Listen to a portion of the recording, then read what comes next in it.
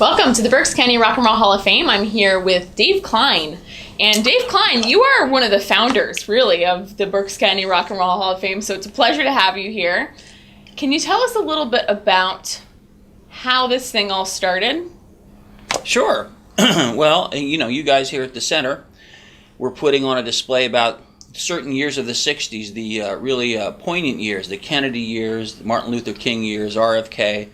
And with all of that amazing history in the 60s came a musical, fashion, cultural, sexual revolution. All kinds of revolution, literally, right?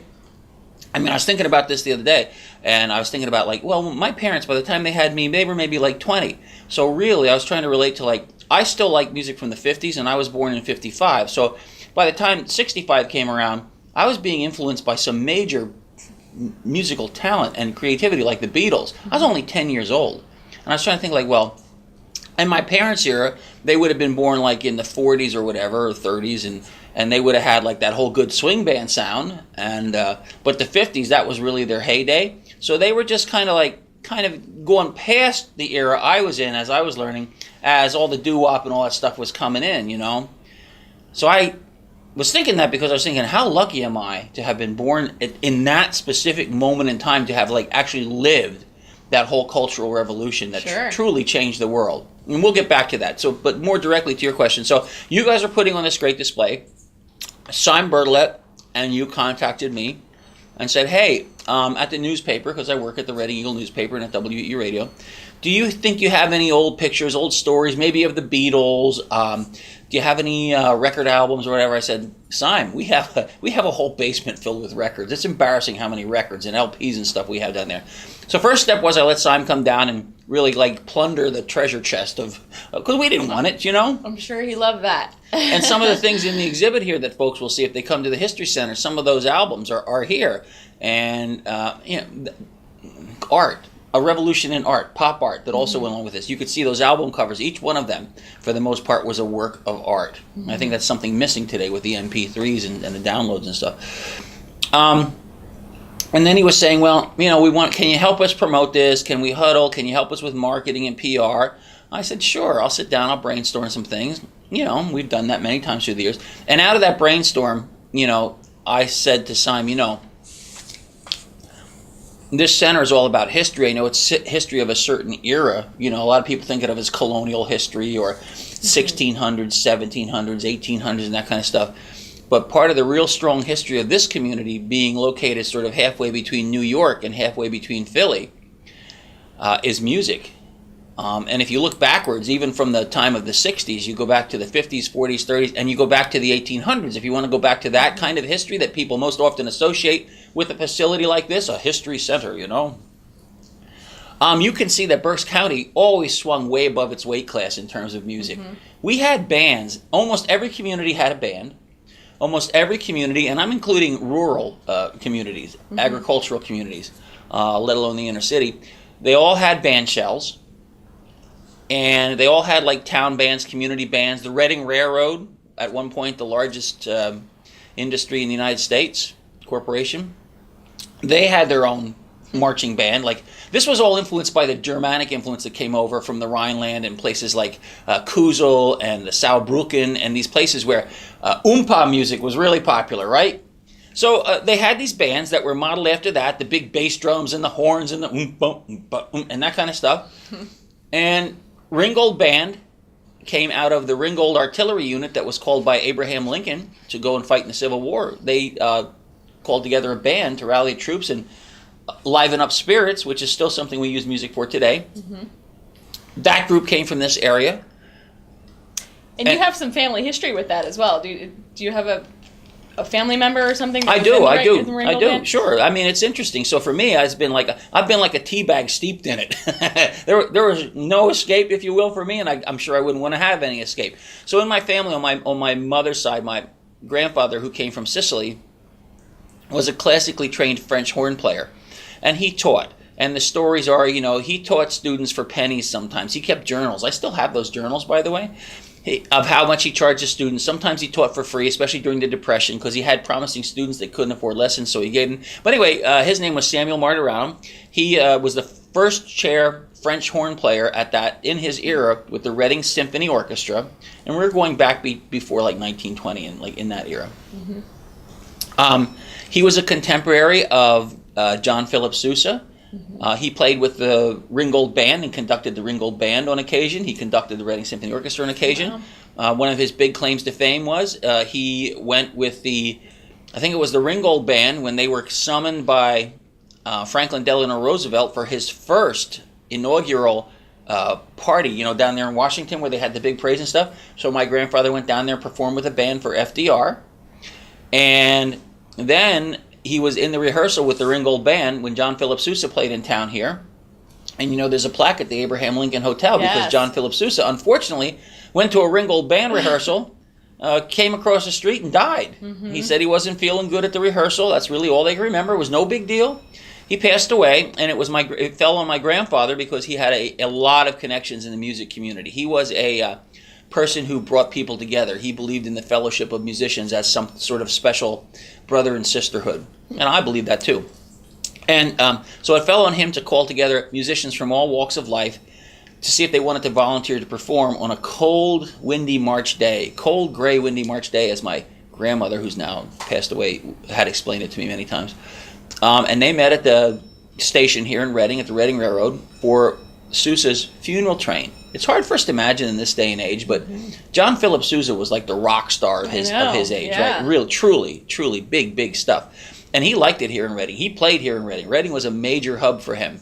So when he died, thousands and thousands of people came out to see him off in the train. That's how they could express themselves, and what a better way to see him off than have a wonderful Sousa-like band, which the Ringgold Band emulates, right?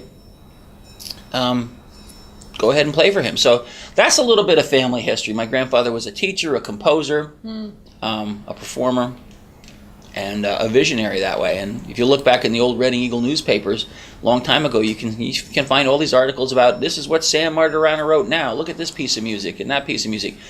So anyway, fast forwarding to the era that we're talking about here with this display and this great organization. We were being hit up by influences from the Jersey Shore. You had people from New Jersey, you had people from Philadelphia, the doo-wop sound. You had people from New York. East Coast was a happening thing. And Reading, being right in the middle of that, we were a happening place. We were spawning band after band after band. And when the Beatles hit, that was it for me. I, being raised in a half Sicilian, half German home, got all kinds of musical influences. My mother, professional dancer, she toured like with a group that would be like the Rockettes. I think they were called the Marie Shaw Dancers. Wow. With some of her cousins. The Italian people, they had a good time with that. We had Shorty Long, Italian guy who became, Emilio Vagnoni became Shorty Long, the cowboy, right? They had this flair, this penchant for show business and to entertain. So there was a lot of exposure to that up here, and in my family, I started playing the accordion. That's what had lessons with accordion. First, it was my Aunt Betty that gave me lessons on my accordion. Then it was a professional guy, Bobby Ray, who has recently passed away. Bob Lillaros was his name, but his stage name was Bobby Ray. He gave me accordion lessons. That was all good up until the time I went to my first band tryout at Muhlenberg junior high. I think the band leader was Hank Hoffman. Mm-hmm. And literally my mother forced me to take my accordion for the tryout. And I took my accordion. Talk about being mortified as a kid, right? I didn't even get it out of the case yet. I opened the case and Hank Hoffman walked by. He looked at me and he said, his reaction was, "Oh, take that squeeze box home. We'll get you another instrument."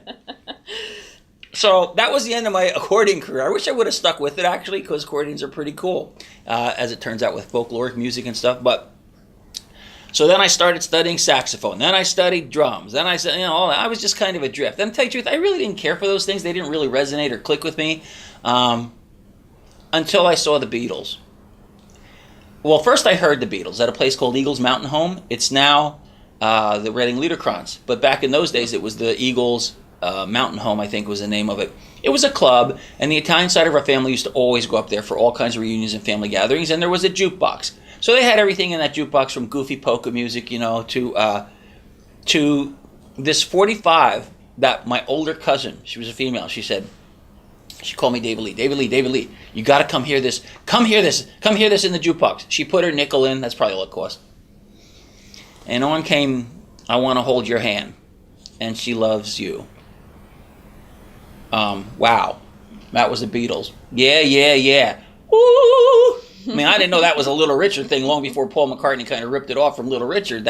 But wow, that was it for me. And as with so many people, I mean, tens of millions of people, that was it for them. There was something magical about that.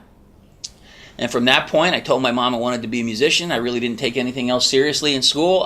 The things that I took most seriously in school were anything creative, so like drama club, drama competitions, writing class, literature, typing, because in those days we didn't have computers. So I had a very, very forward-thinking typing teacher at Muhlenberg High School and a very, very forward-thinking English literature teacher, Mr. Moyer, and I believe my typing teacher was Mrs. Fessler. And they talked to each other because of the proclivities I was showing. I wasn't your normal student at all. I mean, if I wasn't interested in it, I really wasn't interested in it. Maybe that's not something to be proud of, but like I just didn't care. I couldn't care less. Mm-hmm. And they helped me through this by allowing me to write lyrics and poems on the typewriter. So my typing class was all about like, everybody else is doing this. You can type whatever you want, do whatever you want. Mr. Moyer, and Mr. Moyer, the English lit teacher, instead of making me do all those normal lessons or abnormal lessons to me, you know, like it didn't click with me. Like I said, what did click with me was sitting there for hours in class writing, showing him, instead of turning in the normal type of papers you turn in, I would turn in books of poetry, books of song lyrics, and he would grade them and he would read them, and he really would read them. He'd write comments down, this and that, and encouraging comments or good criticisms, you know. And it turns out that, I don't know how they do it now, but in those days, like to graduate, one of the things you had to do was create like a senior paper or a senior something, you know, and somebody might do one about the status of asphalt in, you know, I don't know where, Moton, whatever their serious paper was about. I didn't dig it. I didn't get it. You know, I felt a little different, like the brick out of the wall then, you know, because there's this systemized way of doing things, and I certainly didn't march to the beat of that drum.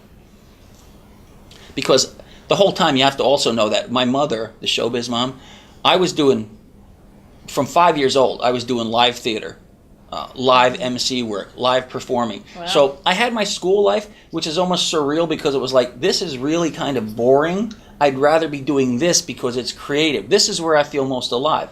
So, but I endured it. You have to, right? It's the law. Mm-hmm. So anyway, when it came time for this final graduation paper, those two teachers allowed me to do what I proposed. I said, listen, could I just create, like, for me it would have been like a masterwork, like the summation of my high school years, of a collection of the stuff that I really like and that you like. And could I, instead of just writing about nothing that's interesting to me, could I just submit that? Because that's where I've spent all my time. I would spend time at night writing. I would, you know, time was not an issue. You know how sometimes you're studying something you hate and it's like, oh my God, what time is it? Sure. Oh my God, I got to stay up to 3 a.m. and study this or whatever. That's forced learning. I'm not sure that's so good. Mm-hmm. No, not everybody's meant to be this or that or the other thing. Some are meant to be other things. So they let me do that, and I'm really proud. I got an A++ on that. And that was like my first big shot of adrenaline in the arm. That was like, oh, you know what? Maybe this is what's meant to be. Mm-hmm. That validated me. Those people validated me. And as I look back on that, I can't say anything more but thank you to those teachers for being that kind of a person and for getting it. So, then the Beatles came, like I said, and so then we started a little band in our neighborhood. Our little band was designed so that we could play for birthday parties for kids in the neighborhood. We had a couple older girls that would have birthday parties, and they thought it would be cool to have a little band. So our little band was, we wore all the same color pants, jeans, I guess. Bell-bottom blue jeans. Elephant bells, not just bell-bottoms. Elephant, you know, big, ridiculously wide. We wore blue shirts with a Nehru collar, if you know what that is. Like this thing right over here. Oh. I don't know if the folks can see it, but I believe that's Joey Drumheller's too, you know. Anyway, we wore these Nehru collar shirts, and we wore these big, gaudy, bright, like Mexican gold medallions here. That was our thing. It looked cool, you know, it was cool. And we go down in people's basements, and the only person that actually played an instrument was me. I played the drums. We'd put the records on, like the Beatles records, and then my buddy Steve, he would play a broom. He'd play like he was playing the broom. not kidding you. And the other guy, like another guy would be playing something just as bad, you know, like that. It wasn't an instrument. And then I would sing. I sang. So I would be drumming and singing to these records, and the guys would all be doing their thing. And look, we look cool. We made our own light effects. So I took an old turntable that I had as a kid, one of those little things that you'd play those kiddie records on. And I strapped a flashing red and blue flashlight to it. And our big effect was we'd lower the lights in the room, we'd turn that thing on, it would spin around like this in the room and throw blue and red light all around the room. And we'd play, and we'd play a lot of parties like that. And, you know, we never got paid anything, I think cake or something like that. But that was a good first experience. And then for me, from there it was up into high school years where I was still doing live theater, a lot of live theater, and working with the local theater groups. I mean, I was involved with our drama club. It traveled, and at a high school level, competed on the collegiate level. There was such a thing as drama competition, so we do short plays. And at the same time, though, I was going around to like Reading Civic Opera, it was called at that time, performing in some of those musicals, Broadway musicals, and was working with Genesius Theater, which was a wonderful experience. Jane Miller, if you've ever run across anybody that wants to talk about Jane, fascinating person. Literally walked into a pharmacy. I was working at Myers Pharmacy. This is like the stories you hear of Grumman's Chinese Theater out west there in California. Walks into Myers Pharmacy in Temple, looks at me and says to her colleague, who happened to be Michael Flannery, great prolific composer, and says, "Oh my God, a young Victor Mature." You never even heard of Victor Mature, did you? No. Look him up. He was in these old movies like Hercules. He was just this guy, you know, and had like black hair. My hair was black then. And she's like, "You need to be in our next production of 1776. I'm like, okay. Because why not, right? Experience it.